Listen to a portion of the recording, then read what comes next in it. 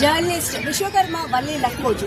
Friends, మరి ఇక్కడ విశాఖపట్నంలో ఏయూ గ్రౌండ్స్ లో ప్రత్యేకంగా డ్వాక్రా బజార్ అయితే పెట్టారు. మరి ఇది 11 రోజులైతే ఈ బజార్ సాగుతుంది. ముఖ్యంగా మరి ఈ ఎగ్జిబిషన్ మొత్తానికి కూడా మనకి బాగా నచ్చేది ఏది అంటే మరి ఏటి కొబ్బాక బొమ్మలు. మరి ఏటి కొబ్బాక ప్రత్యేకంగా మరి కర్ర ఏదన్నారండి, అంకుడు కర్రతో మరి ఈ బొమ్మలన్నీ కూడా తయారు చేయడం జరుగుతుంది. చిలకలు కానివ్వండి, బుద్ధుడి విగ్రహాలు కానివ్వండి, అలాగే ఒక మహిళ మజ్జిగ చిలకటం కానివ్వండి, అలాగే బుద్ధుడు బొమ్మలు, అలాగే పెళ్లి కూతురు, కృష్ణుడు, ఇలా చూసుకున్నట్లయితే వెంకటేశ్వర బొమ్మలు, అలా ప్రతిదీ కూడా దేవతామూర్తుల బొమ్మల నుంచి పిల్లలు ఆడుకునే బొమ్మలు, కృష్ణుడు, ఇలా చాలా బొమ్మలు అయితే ఉన్నాయి. సో ఒకప్పుడు అయితే చిన్నప్పుడు పిల్లలు బంగిరే టైంలోని మనకి చెక్కతోని చిన్న చిన్న గిలక్కాయలు లాంటివి అవి ఇచ్చేవారు. అవి నోట్లో పెట్టుకున్నప్పటికీ కూడా ఏమి జరిగేది కాదు. ఎందుకంటే ప్రకృతి సిద్ధంగా తయారు చేసే బొమ్మలు, ఆ రంగులు కూడా ప్రకృతి సిద్ధమైన రంగుల్నే దీనికి ఎక్కువగా ఉపయోగించడం అయితే